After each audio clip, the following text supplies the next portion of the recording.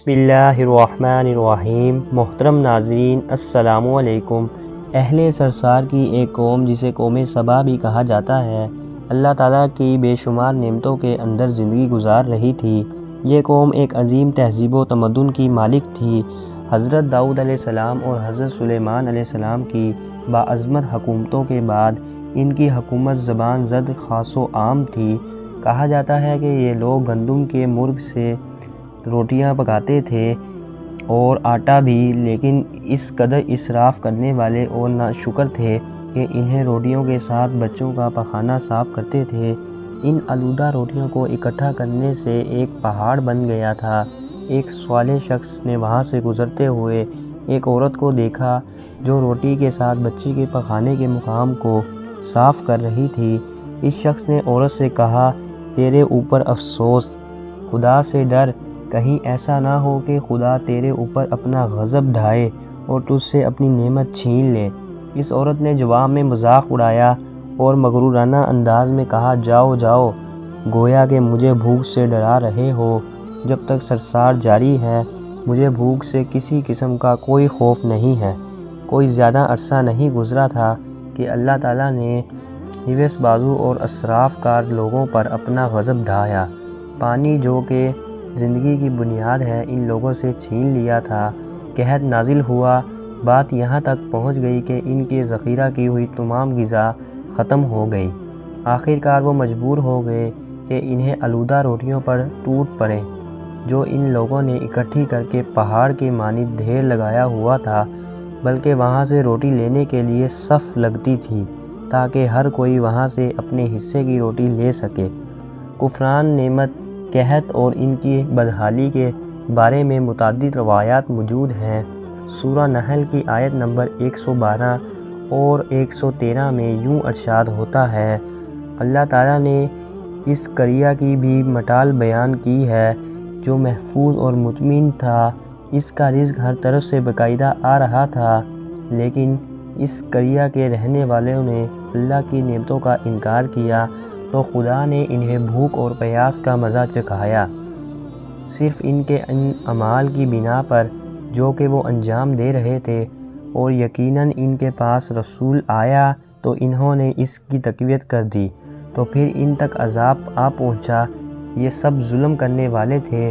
اسی قوم سبا کے بارے میں ایک اور واقعہ بیان ہوتا ہے کہ ان لوگوں نے اپنی زراعت کو بہتر طور پر کاشت کرنے کے لیے پانی ذخیرہ کرنے کی خاطر بلخ کے دو پہاڑوں کے درمیان ایک بہت بڑا بند مغرب تعمیر کیا ہوا تھا۔ سوراخ اور دوسرے پہاڑوں سے گزرا ہوا پانی اس بند میں آ کر وافر مقدار میں جمع ہو جاتا تھا۔ قوم سبا نے اسی پانی سے صحیح طور پر استفادہ کرتے ہوئے وسیع و عریض اور بہت سی خوبصورت باغات لگائے اور کھیتی باڑی کو رونق بخشی۔ ان باغات کے درختوں کی شاخیں اس قدر پھلوں سے لدی ہوئی ہوتی تھیں کہ کہتے ہیں کہ اگر کوئی شخص سر پر ٹوکری رکھ کر ان کے نیچے سے گزرتا، پھل خود بخود ٹوکری میں گرنا شروع ہو جاتے اور قلیل مدت میں ٹوکری تازہ پھلوں سے بھر جاتی۔ اس قوم کے بہت سارے دیہات اور قریے تھے جو بہت آباد اور آپس میں جڑے ہوئے تھے، لیکن نعمتوں کی کثرت نے انہیں شکر کرنے کی بجائے سرمست اور غافل کر دیا تھا، یہاں تک کہ ان کے درمیان بہت بڑا طبقاتی نظام وجود میں آ چکا تھا۔ ان میں سے صاحب اقتدار لوگوں نے کمزوروں اور ضعیفوں کا خون چوسنا شروع کر رکھا تھا، یہاں تک کہ ان لوگوں نے خدا سے ایک احمقانہ التماس کا ذکر سورہ نمبر 7 کی آیت نمبر 19 میں ملتا ہے۔ انہوں نے کہا، خدایا ہمارے سفروں کے درمیان فاصلہ زیادہ کر دیں۔ انہوں نے اللہ تعالیٰ سے یہ التماس اس لیے کیا تاکہ غریبوں، بے نوا لوگوں، عمرہ اور ثروت مندوں کے ہمراہ سفر نہ کریں۔ ان کی خواہش یہ تھی کہ آبادیوں کے درمیان خشکی ہو اور فاصلہ بہت زیادہ ہو تاکہ تہی دست اور کم آمدنی والے لوگ ان کی طرح سفر نہ کر سکیں۔ اللہ تعالیٰ نے ان مغرور پیٹ کے پجاریوں پر اپنا غضب نازل کیا۔ بعض تواریخ کے مطابق ان مغرور لوگوں کی آنکھوں سے دور صحرائی چوہوں نے مغارب نامی بند کی دیواروں پر حملہ کر کے انہیں اندر سے کھوکھلا کر دیا۔ ادھر سے بارش زیادہ ہوئی جن کی وجہ سے سیلاب آ گیا۔ بند میں پانی بہت زیادہ اکٹھا ہو گیا۔ اچانک بند کی دیواریں ٹوٹی۔ اس سے ایک بہت بڑا سیلاب آیا جس میں تمام دیہات، آبادیاں، مالی مویش، باغات، کھیتیاں، ان کے محل اور گھر پانی میں غرق ہو کر نابود ہو گئے۔ ان کے باغات اور زراعت میں سے صرف کچھ پھلیاں اور بیری کے درخت اور کچھ جھاڑیاں بچی تھیں۔ خوش حال پرندے وہاں سے کوچ کر گئے تھے، جبکہ اور کووں نے قوم سبا کے کھنڈرات میں اپنے گھونسلے بنا دیے تھے۔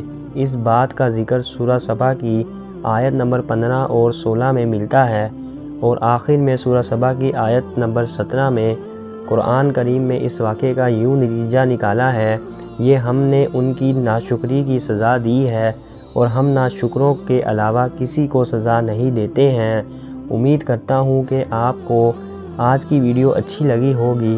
اگر آج کو آپ کی ہماری اچھی ویڈیو اچھی لگی اور مزید اس کو لائک کریں، چینل کو سبسکرائب کریں۔ ملتے ہیں، اللہ حافظ۔